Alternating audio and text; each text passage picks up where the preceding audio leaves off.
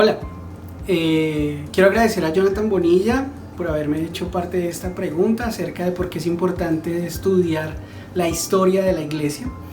Y bueno, en cualquier formato de historia, en cualquier entidad educativa, es fundamental estudiar la teología histórica y la historia de la iglesia.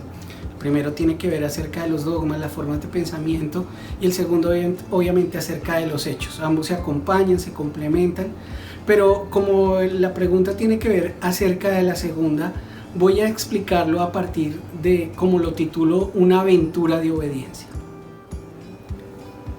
Sí, una aventura de obediencia. Para mí es mi respuesta a la pregunta de Jonathan.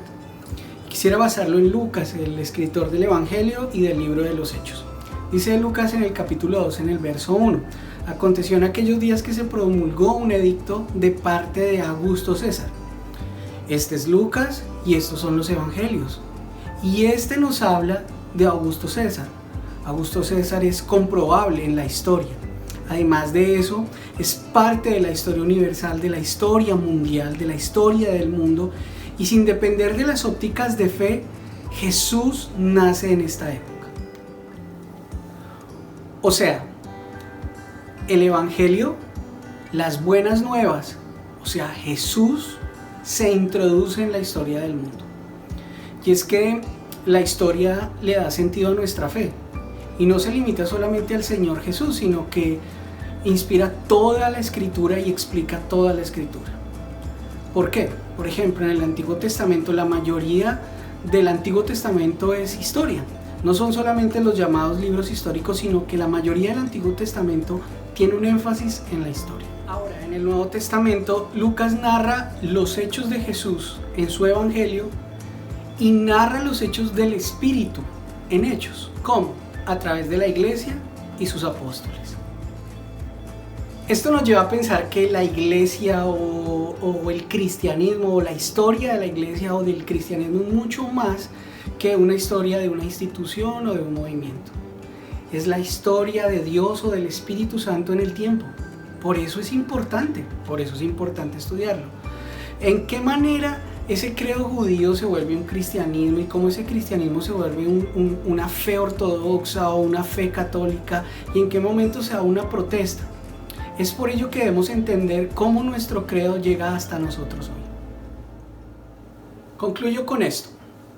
En esa historia hay momentos donde es difícil ver la acción del Espíritu Santo sin duda alguna, y sobre todo dentro de su iglesia. Hay algunos que la usaron para enriquecerse o engrandecerse personalmente. Muchos olvidaron el mandato del amor y persiguieron insaciablemente a sus enemigos en nombre de Cristo. En otros momentos se abandonó por completo la fe bíblica o el cristianismo. Y sí, sigue siendo la historia del Espíritu Santo. Claro, el Espíritu Santo entre gente pecadora, como lo dijo Pedro o lo dijo Pablo, entre miserables pecadores, como lo somos nosotros. Y aunque a veces la iglesia se ve descarriada y el evangelio como que diluido, así llegó hasta nosotros hoy. En momentos súper oscuros de la historia, siempre hubo gente cristiana que amó, estudió y conservó la escritura y la doctrina.